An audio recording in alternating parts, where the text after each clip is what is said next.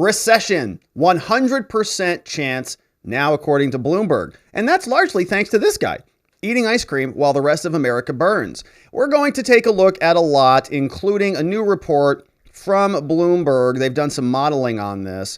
They say it's 100% certain things are not looking so good. So we'll talk about all of that. We'll take a look at some reaction. Peter Doocy asked some hard questions of the White House about inflation and about the upcoming elections and how difficult things may be for many Americans. We'll check in with a hot race out of Arizona. We'll see what Jim Jordan has to say over to the Treasury Department and about the FBI before we check in with Marjorie-Taylor Green and some of her comments during a recent debate. But first, big news impacts Americans all over, well, the country, and it's not looking like things are getting better. Bloomberg reports recession at 100% chance now. Not even a question about it. From the economics section, we see the headline says that within the year, forecast of 100% recession likelihood, big blow to Biden. Now, this is effectively certain in the next 12 months. Bloomberg economics model projects it. Comes out from the following people. The latest recession probability models by Bloomberg economists Anna Wong and Eliza Winger forecast a higher recession probability across all timeframes within the 12-month estimate of a downturn by October 2023 hitting 100%, up 65% from the comparable period in a previous era. Unwelcome news from Biden, who said repeatedly that the U.S. will avoid a recession and that any downturn would be, quote, very slight. So it doesn't sound good. Now, they tell us that the tightening financial conditions, persistent inflation, expectations of a hawkish Federal Reserve pressing ahead with rate hikes are raising the risk of contraction. The model is more certain of a recession than other forecasts. A separate Bloomberg survey of 42 economists predicts a probability up now to 60%, up from 50 a month earlier. Forecasts are a sharp contrast to Biden's upbeat tone. He's out there eating ice cream. The chance of recession, according to Bloomberg, has reached 100% under the current model in the next 12 months. They say the odds of a recession hitting sooner are also up. The model forecasts the likelihood of a recession within 11 months at 73%, up 30%, and the 10-month rose to 25% from zero. Not good news from the Biden administration, and of course, that is causing some panic. It is election season, and they definitely do not like that. And so they are getting asked about this in the White House. Peter Doocy asking about inflation, saying elections are right around the corner. Everything seems like it's getting worse. Hey, Karine, you represent the White House.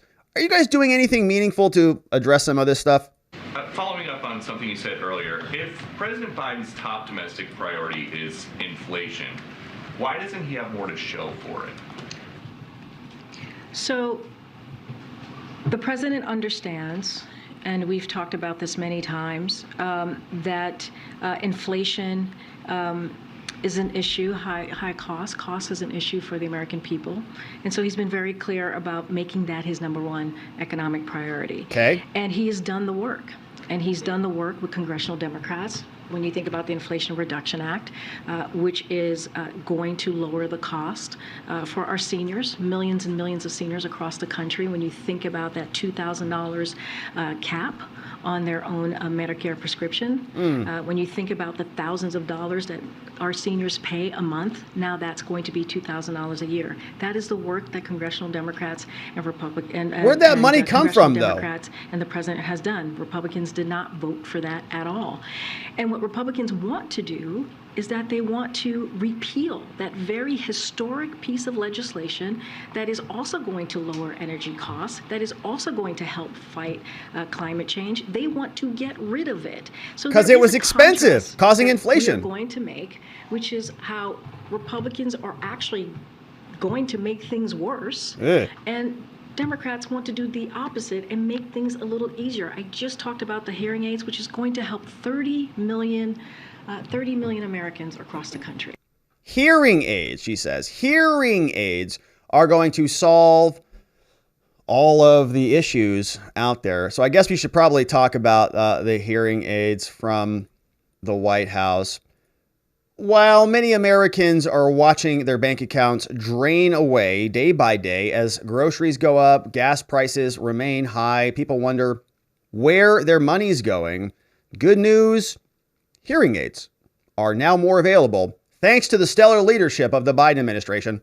CBS News poll that was out yesterday indicated that 2/3 of voters believe that the administration is not doing all it can and could be doing more to curb inflation. What does the White House think? Does the White House think it's doing all it can to curb inflation? What we understand is, we understand that the American people are going through a difficult time. And we have said that. You've heard the president say that. And we understand how it is tough. It is a tough time for them. That's why we're doing stuff like the hearing aid. 30 million people saving $3,000, that's a big deal. That is a big deal. And that's because of the action that the president took by signing this executive order, as you all know, a couple of months ago. That's why he's worked so hard to get those gas prices down by more than $1 a gallon from the highest points that we have seen just a couple of months ago. And he'll continue to work on that. I was just asked by your colleague about what we're going to announce. You'll hear directly from the president. That's why the Inflation Reduction Act is so critical and key, because it's going to lower energy costs and it's going to lower healthcare costs. We get it. We get it. I know you're asking me about a specific poll, a specific number from your own publication, and we get it. We understand. They get it. We're going to continue to do the work. It's not going to stop us. And you have seen the results. You have seen the results from this administration. That's great news. So they hear it. They're listening. They're paying attention. And hearing aids. So you can now hear more clearly the sound of your bank account crashing to zero. You can now hear more effectively the screaming sounds of starving children all across America. Thank you to the Biden administration. Hearing aids are now readily available. That's going to help with all of our problems. And there were some pretty interesting correlations that exist. You know, the Biden administration recognizes that there are some pretty serious inflationary issues. And it seems like a lot of this stuff started happening about 18 months ago when they passed one of the most insane spending bills of all time. Let's see what the White House does with the correlation between the current state of affairs and that old action. What about 18 months ago when the president took office, inflation and gas prices started rising? Well, 18 months ago, the president signed the American Rescue Plan more than about back in April of 2021. Very expensive. And that helped the American people. That helped start reopen small businesses, that helped reopen schools. That was something that was so critical to meet the moment that the American people were going through. Okay, but now the country's a wreck. And 18 months ago, things weren't as bad. So you pass the bill. 18 months ago, we start seeing inflation, high costs, the wrecking of the country. And you're pointing back to that as a success. That's the cause. That's the reason everything is broken. Because you kept spending money that the country didn't have and didn't need. And the country was opening back up at that time. But you guys came into power and you wanted to turn this into a big surplus. Now the bill is coming due. Karine Jean-Pierre is trying to look back on the thing that caused the problem as the solution to the problem. They're having a difficult time over there. Now we have a lot of questions about this, and so did the media. Members of the media asking, now that the Inflation Reduction Act has been passed, and you guys promised this was going to fix a bunch of stuff, when can we expect the effects to come into play? When is the Inflation Reduction Act actually going to start reducing inflation? More than on inflation, can you give us a timeline? You've laid out eloquently what the president's been doing. Is there a timeline for when Americans can start feeling some economic pain relief? So in regards to the Inflation Reduction Act, early next year, they will see some of the pieces of that. When you think about an energy cost, when you think about the Medicare kind of benefits from that. So we'll see some movement on that early next year. But when we talk about inflation, gas prices, that's been something that's the American people have seen for the past several months, several weeks, and as costs has been coming down. And the hearing aids that I just laid out. There they are again. That, once I have a clearer timeline, that Americans are going to see, that I'll share with you on all of that. But yeah, and we'll see if those are available. I see over on Locals, Yeah, I mean, these things may not even be available. So Karine says that spending money is helping to solve the inflation problem, failing to recognize that the spending of the money may have caused the inflation problem. And if you are even remotely intelligent, you'll understand that none of this matters because you can hear now. You can get to hear all of the pain and suffering and misery that they've created around the world for a lot lower price now, thanks to the Biden administration. As the country continues to crumble all around the world, Biden gets asked a question about the economy. And of course, he mumbles his way through it. President Joe Biden with a big fat cone of ice cream, mumbling his way through an answer on the economy. While many Americans are hungry and not going out to eat ice cream and having extra sweets and leisurely activities because they're busy working, trying to save their bank accounts and their businesses, the president says the American economy is strong as he shoves his face. Concerned about just one more economic one. Are you concerned about the strength of the dollar right now? I'm not concerned about the strength of the dollar. I'm concerned about the rest of the world. Does that make sense? Can you explain that? Yes. Our economy is strong as hell. The internal. Inflation is worldwide. It's worse off everywhere else than it is in the United States. So the problem is the lack of economic growth and sound policy in other countries, not so much ours. Their fault, not ours. It's worldwide inflation. It's consequential. Worldwide inflation. It's a pretty big deal. Has nothing to do with what this guy's done with his 1.9 trillion in spending, with his additional ballooning of the government budget, with additional student loan disbursements, and the list goes on and on. Money just keeps flowing. Joe Biden keeps eating ice cream while the rest of the country burns. So the Democrats are having a tough time with the inflation narrative. They really don't want to talk too much about it. Katie Hobbs is asked about inflation. They say Joe Biden is still in office. He's been in control for the last couple of years. The White House, along with the House of Representatives and the Senate, all controlled by the Democrats. So why is inflation so rampant and so persistent? I mean, Katie, are you guys to blame for some of this? Real quick, inflation is near its highest level in 4 decades. You heard me ask Carrie Lake about Phoenix, highest inflation in the country. Democrats control the House, the Senate, the White House. Does President Biden bear some responsibility for inflation that we're seeing that are affecting people's everyday lives? Inflation in Arizona is being largely driven by skyrocketing housing costs. And we have to do more about housing. We need to build more, bottom line. Got to build more houses. Yeah, that's the problem with inflation. It's not Joe Biden spending. It's not, endless war, supply chains, lockdowns, whatever it is. It's about housing. Katie Hobbs talks like she is in high school to Arizona, and she's going to solve all of this with a housing bill or building more houses or something like that. Carrie Lake gets asked an interesting question about the election. Carrie Lake running for Arizona governor, and of course, people asking the same question they asked Donald Trump. Hey, Carrie, are you going to accept the results of the election? Are you going to, walk out of there if you lose this with your head high and just say, congratulations, Katie Hobbs, or no? Let's look ahead, Dana, and let's talk about Dana. the 2022 election. Will you accept the results of your election, Ms. Lake? I'm running against a twice convicted racist who cost the state taxpayers $3 million because of her hatred for people of color. She paid a woman of color in her office $30,000 less than men doing the same job. Last week, we learned she held a slave auction, a mock slave auction in high school. We saw her running from a black reporter, hiding in the bathroom from him.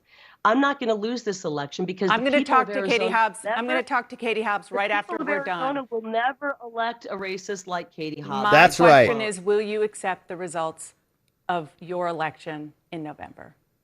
I'm going to win the election and I will accept that result. If you lose, will you accept that?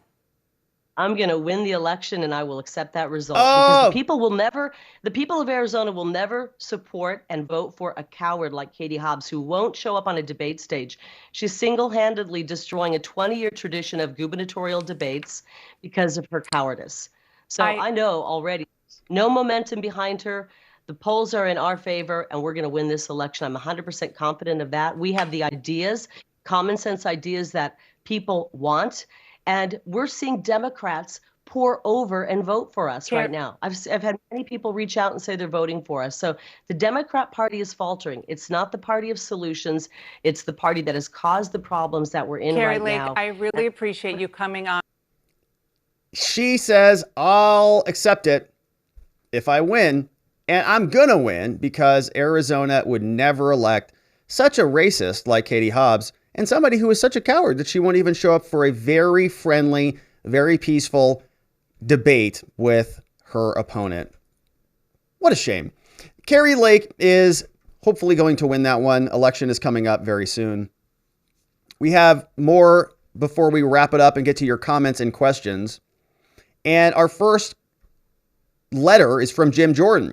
Representative Jim Jordan going after the Treasury Department. A lot of spending taking place in the United States government, and some House representatives have some questions about it. You can see this letter went out on October 14th over to the Secretary of the Treasury, Janet Yellen, and to the Commissioner of the IRS, over to a person named Charles Rettig, the Honorable Commissioner.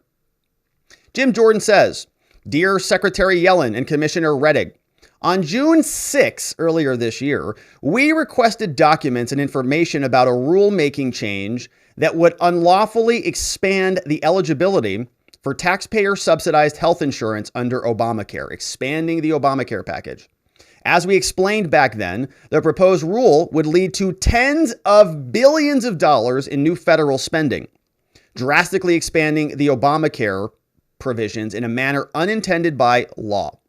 Despite severe consequences posed by this expansion, the Treasury Department and the IRS have refused to cooperate with congressional oversight.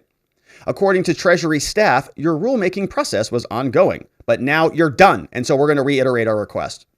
On October 11th, the Treasury Department finalized your rule very recently, and regrettably, the administration adopted, quote, the affordability test as proposed. As we explained in our initial letter, this affordability test is inconsistent with the text of Obamacare that was passed by Congress. They are changing the rules when they implement it. You have big pieces of law that go into place, and then you have the rules for how the law works. They're saying that the rules are changing the scope of Obamacare. They're expanding it out in a way that was not intended by Congress. They say that this is a bad policy. It's going to result in tens of billions of dollars of new federal spending. Now that the rulemaking process is finished, the administration's stated reason for not complying with our oversight is gone. And so Jordan says accordingly, we expect that you'll promptly produce the entirety of the documents and the information that we seek and schedule the briefing that we requested back in June. And for your convenience, we've attached the letter that we sent previously. Please respond no later than November 28th and schedule a briefing with us no later than November 11th.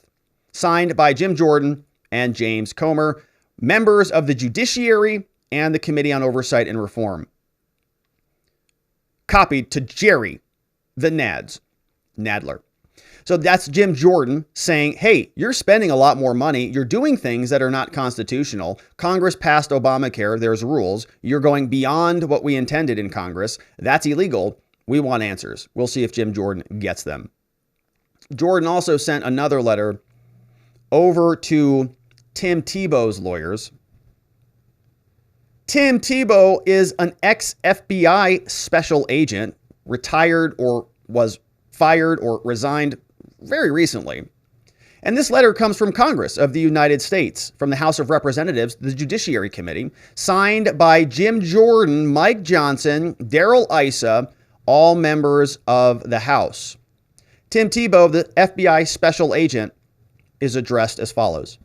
It says, Dear Mr. Thibault, we are in receipt of your lawyer's letter dated October 7th in 2022, and you declined to appear for a transcribed interview concerning allegations of abuse and misconduct when you were there with the FBI. Your refusal to testify is very curious in light of your earlier public statement that, quote, you welcome any investigation into these matters. As we previously informed you, whistleblowers have come forward with allegations that you took certain official actions for political reasons. As we continue to investigate the politicization of the Justice Department and the FBI, your testimony remains crucial to our inquiry. Mr. Thibault, your baseless assertion that sensitive law enforcement information or pending investigations prevents your cooperation with our inquiry ignores the importance of congressional oversight, as well as the committee's past practice of examining misconduct. The Supreme Court has repeatedly explained that congressional oversight power is broad and indispensable, and that it encompasses inquiries into the administration of our existing laws. The Judiciary Committee is authorized to conduct that oversight pursuant to the rules of the House, and we've exercised that authority on several occasions. There is no rationale or legal basis for your refusal to cooperate with our inquiry for the reasons that you articulated previously. In addition, your lawyer asserts that you cannot comply with our document preservation notice because you've left federal service. The House said, we know you're not at the FBI anymore, but you better hold on to all your documents. You better not be deleting anything because we're coming for them. And he said, I can't because I don't work for the feds anymore.